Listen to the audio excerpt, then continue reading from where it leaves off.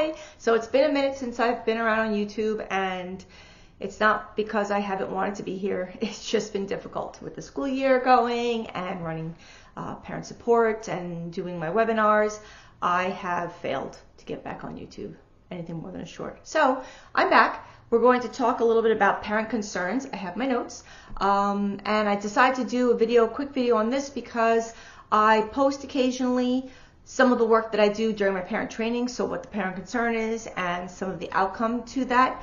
And I get a lot of questions on Instagram about that, and I figured that would be great content for you guys, and you might benefit from learning a little bit about what goes on during my parent trainings. So that's where we're going to be. So in this parent training that I just did about 2 weeks ago, it's a little boy and an intact family, and they're having some difficulties.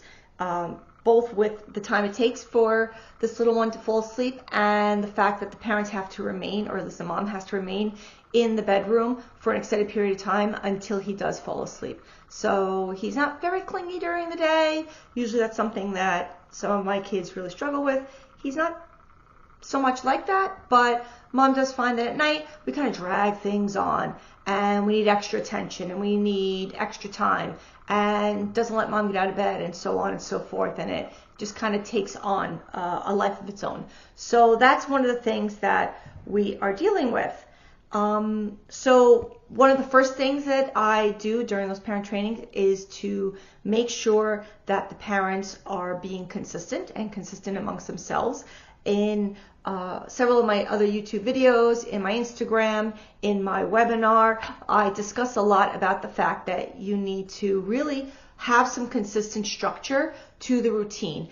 And although I say that, and I do mean that, I don't mean that you have to be militant. So, you know, there's the expectation that, like, as you're learning a skill, you learn the skill, letter of the law, and then you can kind of deviate from that. So that's really how I structure a lot of the content that I put out there, because you do want to do things right, and then you can kind of find where that gray area is. So for these parents, they have a pretty decent routine in place, and they just needed a little bit of tweaking. They have great instincts, but they need to be a little bit more consistent and a little bit more attentive to when they started the routine and when they ended some of like the high physical activities for this young man. But being able to get the parents on board and be consistent amongst themselves is one of the things that I had been focusing on. So another thing, because this little man is a bit attentive and grabby for attention, and mom is having a hard time getting out of bed, and he tends to more often than not fall asleep with her in the bed, we really needed to address that. So we did what we call QBV, so quiet-based visiting. And it's different than feeding techniques that you would probably be familiar with, where, you know, you kind of out either on the bed and you to a chair and then maybe to a spot on the floor, and then you eventually make your way out of the bedroom, or you have the parents make their way out of the bedroom. In this situation, quiet-based visiting is really the expectation where the child spends some time, some fraction of time in the bed appropriately, and the parent is doing these check-ins. And, you know, there's an entire procedure that I go on or go over with the parents when we're doing this. It's tailored to their own child, but essentially that is the overview. And so I had these parents practice quiet-based visiting. Both of them. Mom is really the one who needed to work on it, but dad also needed to be familiar with how to support mom, and if she were to perhaps not be there, he could execute the same. So we ran a lot of that. And just worked on the fact that this little one kind of was hungry for attention at night and wanted extra attention, and kind of used the moment to kind of pull on mom's heartstrings and keep her in the space. So we worked on quiet-based visiting, and that's what the parents are currently in the process of practicing and doing at home. Another thing that we did was to incorporate visuals into their routine. Great kid.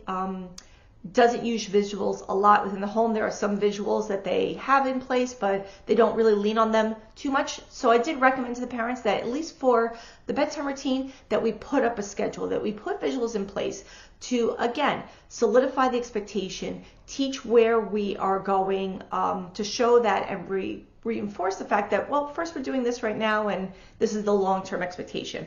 And it also allowed the parents to be consistent amongst themselves as well. On top of visuals, we also added a bedroom pass, and this little boy has 2 bedroom passes. So essentially the thought is, on top of some quiet-based visiting techniques, we're also going to be allowing 2 times where you can, get a pass for water or get an extra hug from mom if mom has already left the room.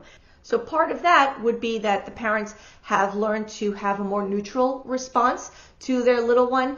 And that doesn't mean plan ignoring. I really don't recommend or teach parents to plan ignore their child. There's so many reasons why you wouldn't do that. But I try to teach parents to have a more neutral response. So it's emotional sometimes when you're tired, you have other children to attend to, you have a house to attend to, maybe you're cleaning up post dinner or trying to get things ready for the next day, and this constant, up and out of bed can be labor intensive and it can be draining. So I try to work with parents to really try and have more of a neutral response. You're going to have to respond, you're going to have to attend, even if the behavior is for attention, you're going to have to apply it anyway. So let's apply it in a way where we're not really kind of giving it our all, right? We're going to be neutral, we're going to be matter of fact about it, and we're going to try and end the exchange as quickly as we can. I did want to add that by adding a neutral response, by training parents to respond in a similar manner, you're also, again, having another avenue where you can create consistency between the family, between any of the caregivers who are going to be working with that little one in terms of making sure they get to bed and stay in bed.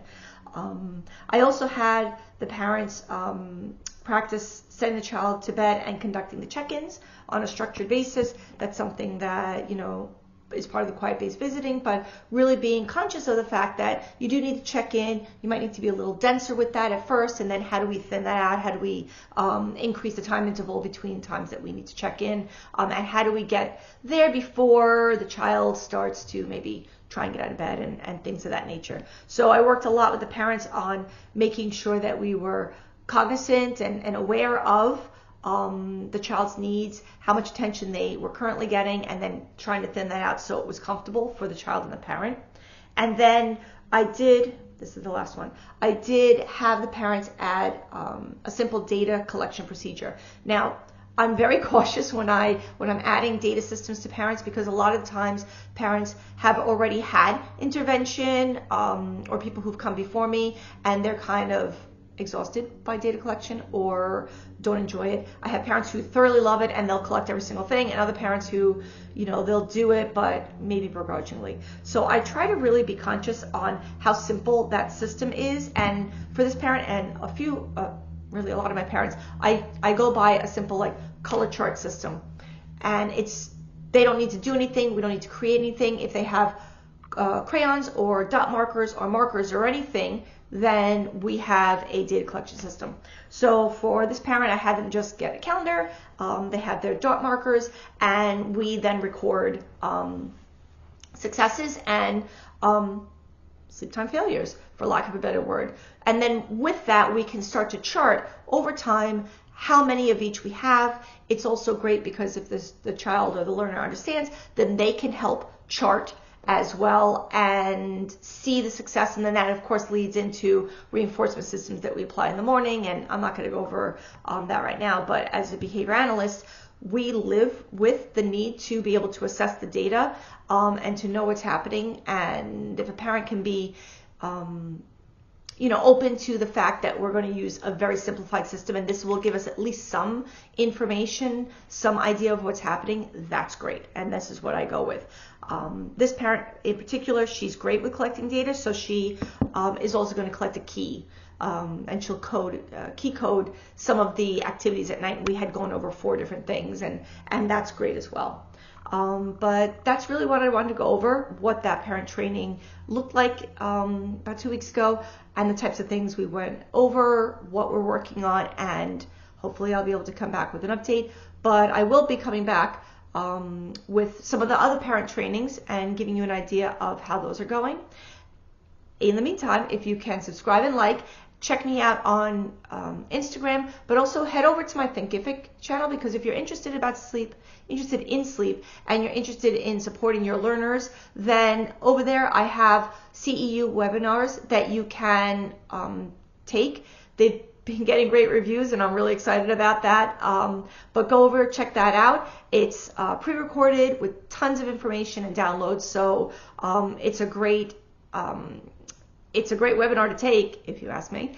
And if you're a parent listening to this, I also have a mini parent webinar that you can access. Again, tons of information and lots of downloads and links available to you to help set you on the right path. If you're not ready for any of that, keep checking out my YouTube videos and you can just learn from here. Till next time.